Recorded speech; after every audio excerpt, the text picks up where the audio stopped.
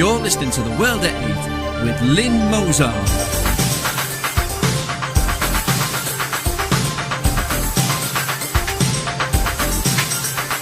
The World at 8, the number one in nationalist news. Highlights of the news today, Wednesday 23rd of July 2014. Pupils at Suffolk Primary School speak 58 languages. Campaigners and charities could be classed as terrorists under wide laws. MPs condemn sharp increase in trade with Moscow after missile attack on flight MH17. Hypocrites! Hollande hits back at Cameron attacking France, sending warships to Russia, while oligarchs seek refuge in London. Germany, Berlin imam prays for the annihilation of Jews. Italy, 60 stabbed to death by traffickers in weekend migrant disaster. Manila orders total evacuation of its citizens after Filipino worker decapitated in Benghazi. Iraqi Christians are raped, murdered and driven from their homes. And the West is silent.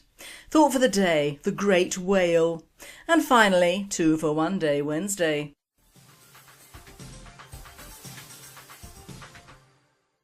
UK news. Pupils at Suffolk Primary School speak 58 languages. Pupils at a primary school in Suffolk speak 58 different languages. It has emerged as the head teacher spoke of the challenges his school faces. Hillside Community Primary School in Ipswich has just 471 pupils aged between 3 years old and 11, but many don't speak English as their first language and it has to employ multilingual teachers. There were 58 different languages spoken by pupils at the school, with the most common being Portuguese, Polish and Lithuanian. World at 8. Of course it is now politically correct to make the Eastern Europeans the bad guys here. It does depend on areas. Suffolk is the worst for these immigrants. Most of the highest number of Arabic speaking pupils are in Birmingham, Manchester and Leeds and of course London. But of course our governments are still happy with each shall seek his own kind when they come over.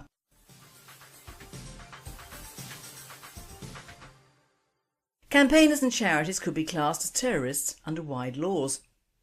The Telegraph reports David Anderson QC, terrorism laws watchdog, warns definition of terrorism is too wide and can catch those it didn't intend. Religious campaigners who oppose public vaccination campaigns, journalists and even charities delivering humanitarian aid could be prosecuted as terrorists because UK laws are so broad, the watchdog has warned. The definition of terrorism in legislation is so wide that anyone accused of influencing the government could be caught in its net, according to the government's independent reviewer of terror laws. World at 8. Oh God. The PC nanny state yet again.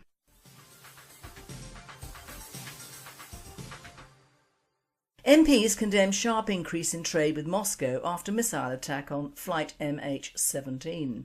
The government was last night accused of double standards over arms sales to Russia after it emerged that officials have approved a massive increase in weaponry to be sold to the country to more than £130 million.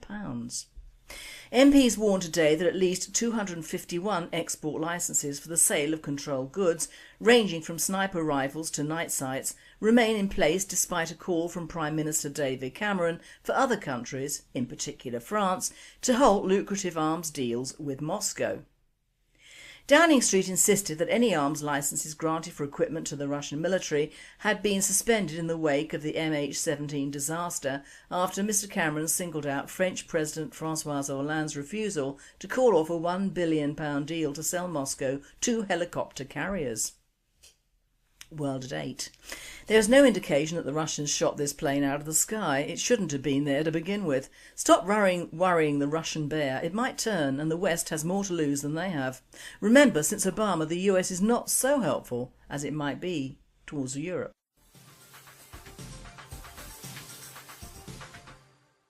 European news.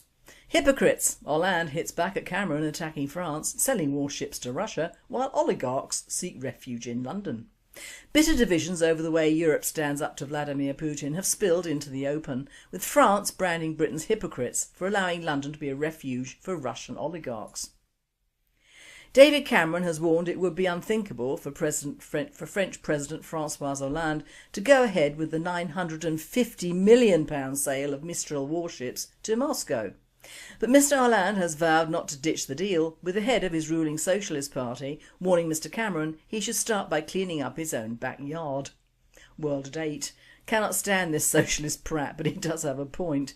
But anyway, the French sell everything to everyone in all wars on all sides. What's new?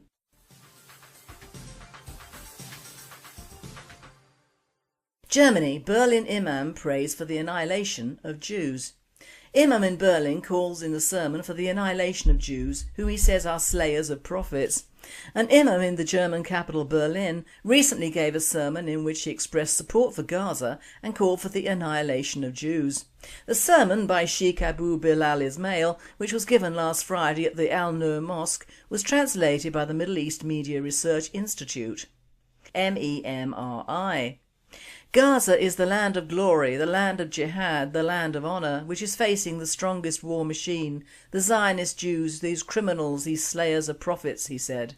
O Allah, destroy the Zionist Jews. They are no challenge for you, he continued. Count them and kill them to the very last one. Don't spare a single one of them. Shake the ground beneath their feet. Make them suffer terribly. Deflect their bullets. Disperse them. They behave tyrannically all over the world and spread corruption. Memory has documented several instances of Muslim extremism in Europe, including one in which Islamists in Britain threatened during a protest that Islam will dominate France and England and called to implement Islamic Sharia law in all of Europe. World at 8. Now replace the words Zionist Jews with Muslims and stand up and make a speech like this in London and you would be carted off to jail. It shows the way the wind is blowing and it ain't good.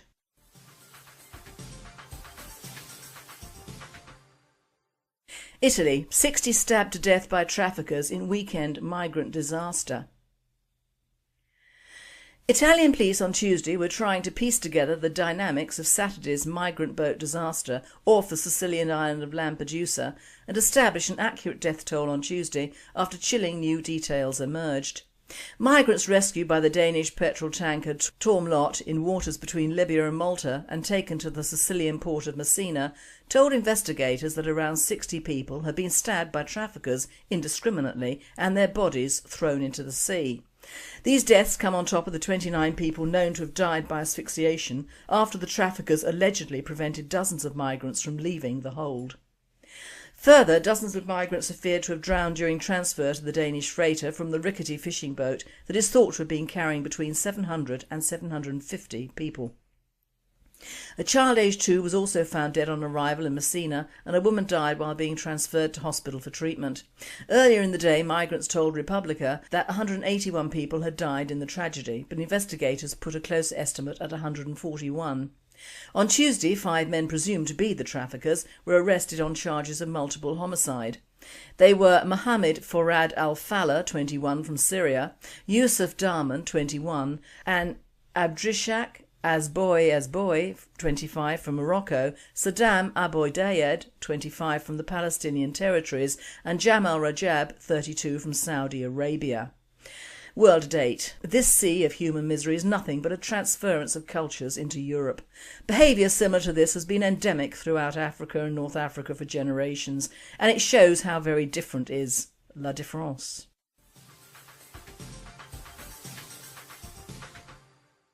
World News. Manila orders total evacuation of its citizens after Filipino worker decapitated in Benghazi. A Filipino construction worker has been found decapitated in Benghazi 6 days after he was kidnapped in the city's Quasha district. The Filipino embassy has now ordered a nationwide mandatory evacuation of its citizens over the deteriorating security situation. Filipino community leader Dora Batay told the Libya Herald. She said Filipino nationals in Benghazi have been left stunned by the gruesome attack, which she described as inhuman. World at 8. Well, personally, I'm not keen on the Filipino culture, and they do seem to have the capacity to get anywhere to work any time. But this sort of action is typical of Islam. They see nothing wrong with killing an infidel of any colour or creed. This is nothing new in the treatment of what are to them slaves.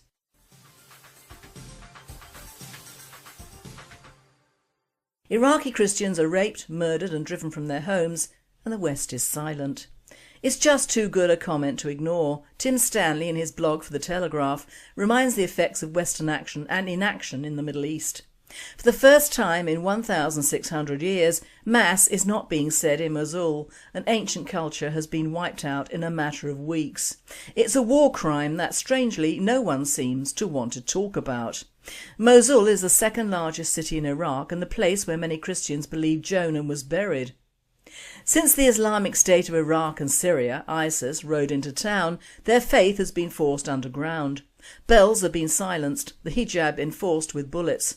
Tens of thousands fled after being offered an unattractive choice: convert, pay a religious tax, or be put to the sword. The levy was unaffordable. According to one local news agency, ISIS troops entered the house of a poor Christian, and when they didn't get what they wanted, the soldiers raped the mother and daughter in front of the husband and father. He committed suicide out of grief.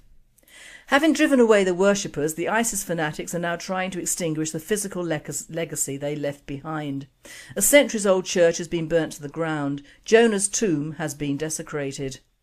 ISIS wants to create the Islamic equivalent of Year Zero, a brave new world with no evidence of Christianity, women's rights, democracy, or even that most subversive of instincts, human pity. World at 8. Of course the West is not interested. It would make us anti-Muslim and pro-Christian, and to boot, it wouldn't put petrol in our cars. Disgusting.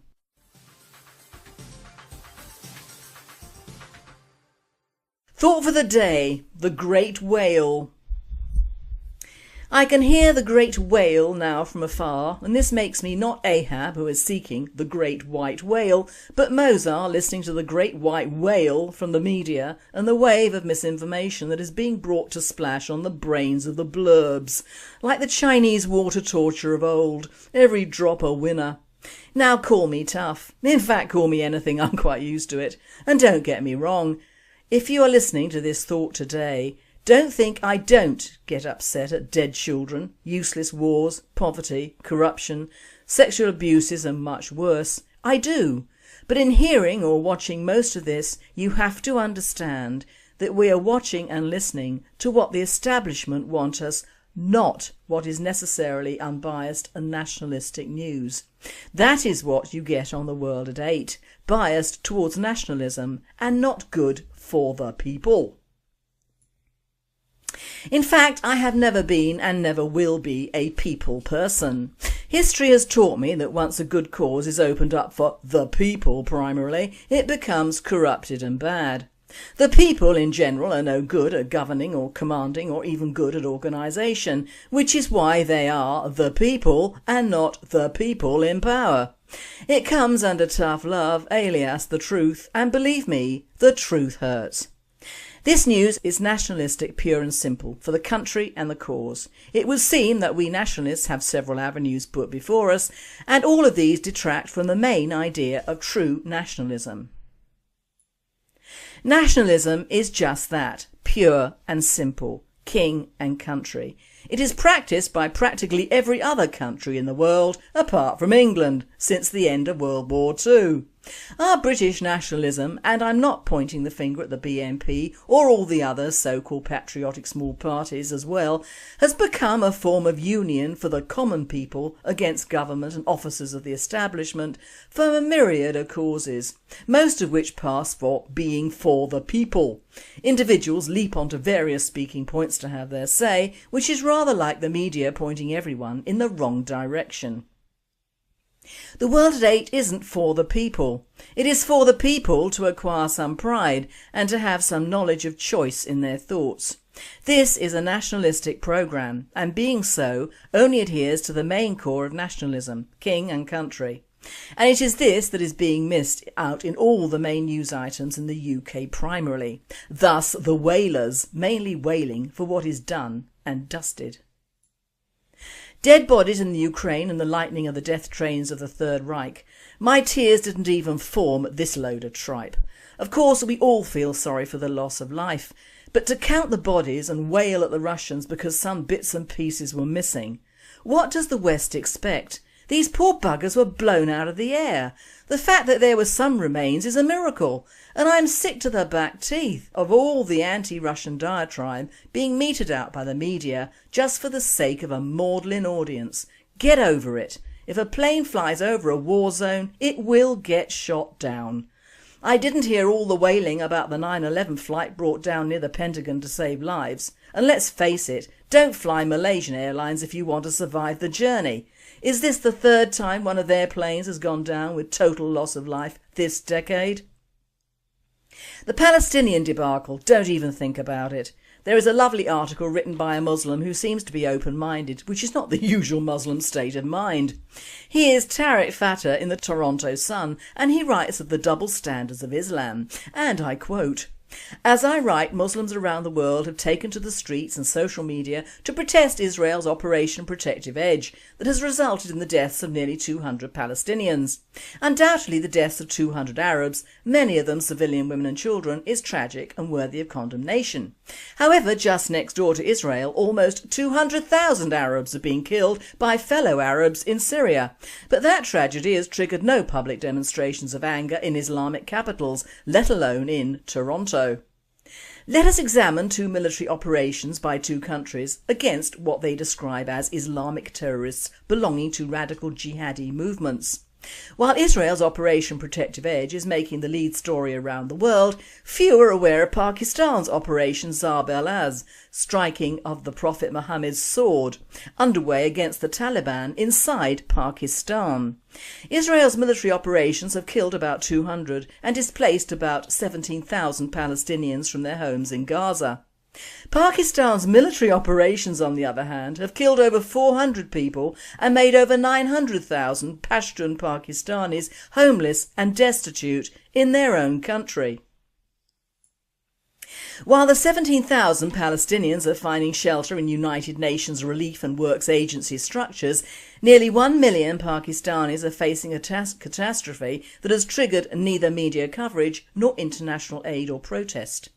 On Monday, a day after an Israeli missile killed 18 family members of Hamas police chief in Gaza, Iraqi men in Baghdad slaughtered 28 Iraqi women. There was plenty of fury over the dead family, almost none for the women, for they were alleged to be residents of a brothel, as if that mattered. Allah's best of peoples, evolved for mankind, clearly live by a double standard, the one that triggers mammoth support for Palestinians but absolutely none for Pashtuns. Here's why. It is not the race or religion of the victim that counts, but the identity of their tormentor. As long as it's an Arab army annihilating fellow Arabs or a Muslim military murdering fellow Muslims, too many Muslims simply shrug away our responsibility and say, "Leave it to Allah," as our Quran supposedly commands. Now this guy is right. Millions have died and are still dying in the name of Allah. Every time they show a dead Palestinian child, everyone feels sorrow. A child is a child.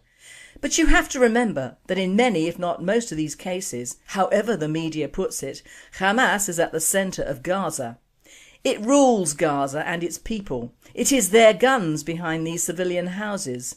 The meaning of Hamas is that they are the guerrilla fighters, alias the fighters for the people of Gaza.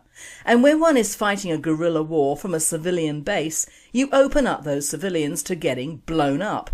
That is why, usually, unless one's tribe wanted to wipe another tribe out, battles were fought on battlefields to avoid civilian deaths. Every time you see a weepy news presenter with the usually muted tones of death and respect, think on a starving poor Somali child whose Muslim warlord is deliberately starving it to death, along with millions of its brothers and sisters, and who receive little publicity or help. In fact, all the foreign aid is taken by those Muslim warlords and sold on or used by them. Now that is genocide on a scale even Islam should be ashamed of. Think on that when the next maudlin Palestinian news comes up. In fact, we are pro-Israel, 100% offend or please.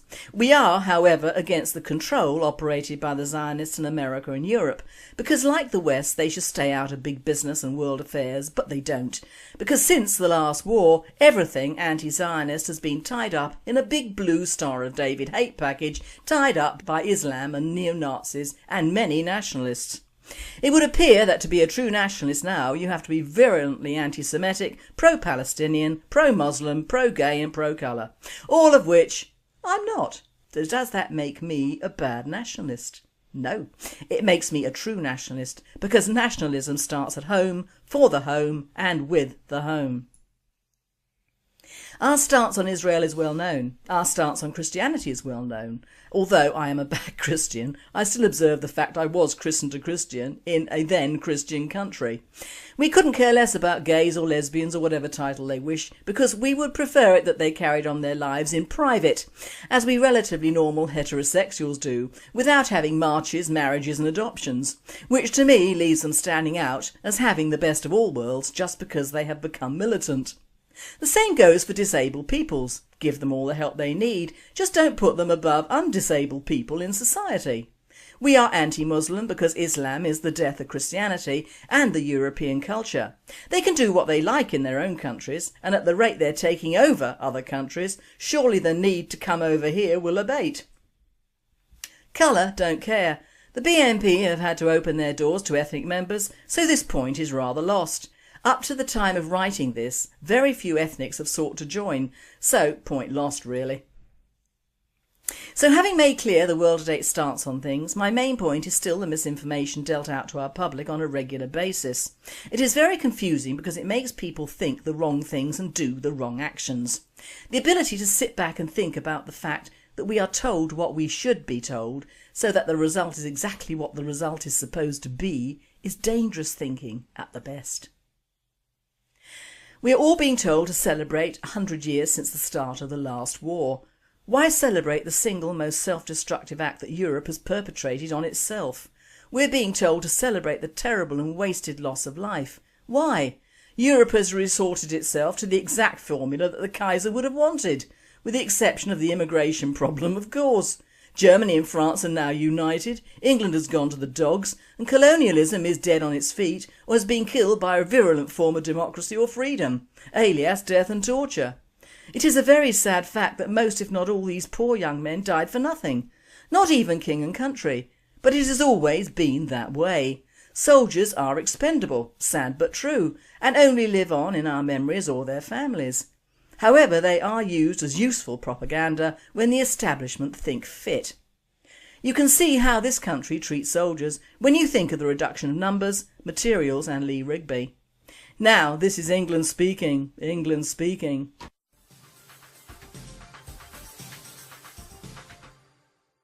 And finally, 2 for 1 Day Wednesday.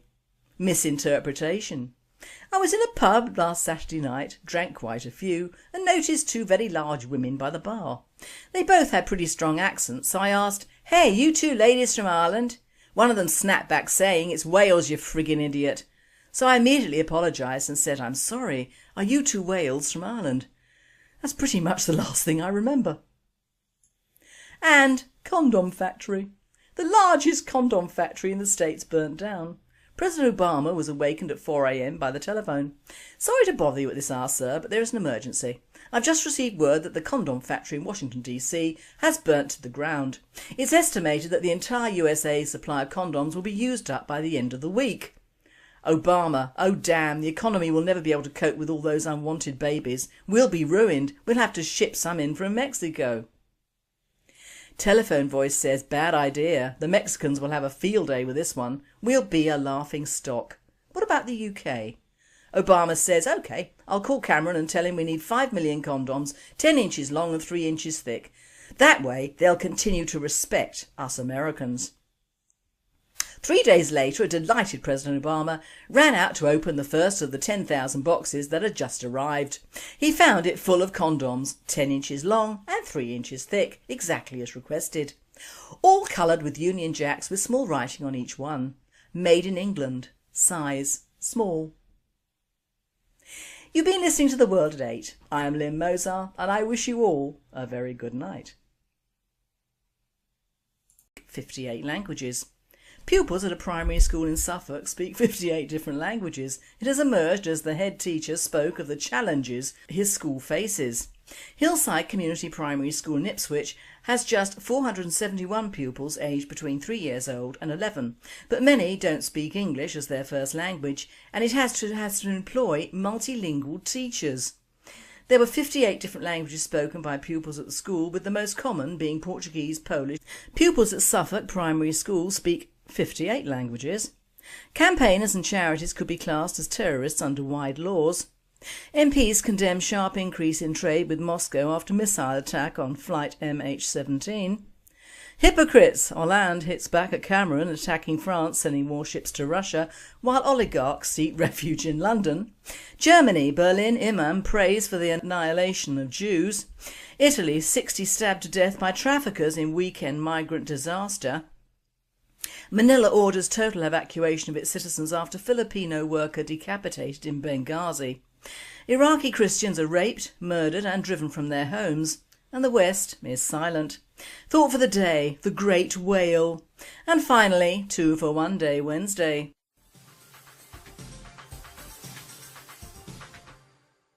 UK News. Pupils at Suffolk Primary School speak in Lithuanian. World at 8. Of course it is now politically correct to make the Eastern Europeans the bad guys here. It does depend on areas. Suffolk is the worst for these immigrants. Most of the highest number of Arabic speaking pupils are in Birmingham, Manchester and Leeds and of course London. But of course our governments are still happy with each shall seek his own kind when they come over.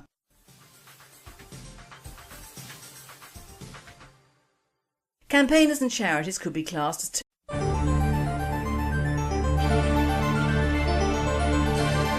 You're listening to The World at 8 with Lynn Mozart.